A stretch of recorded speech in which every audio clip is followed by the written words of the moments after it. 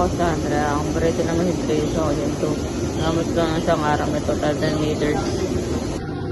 Ito po yung printer head. Ang uling po nito, July 2024. Ito naman po yung copy, may 60% good condition pa po. Head clean.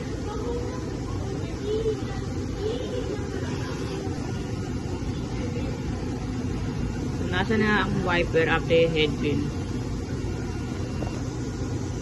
Nasal check.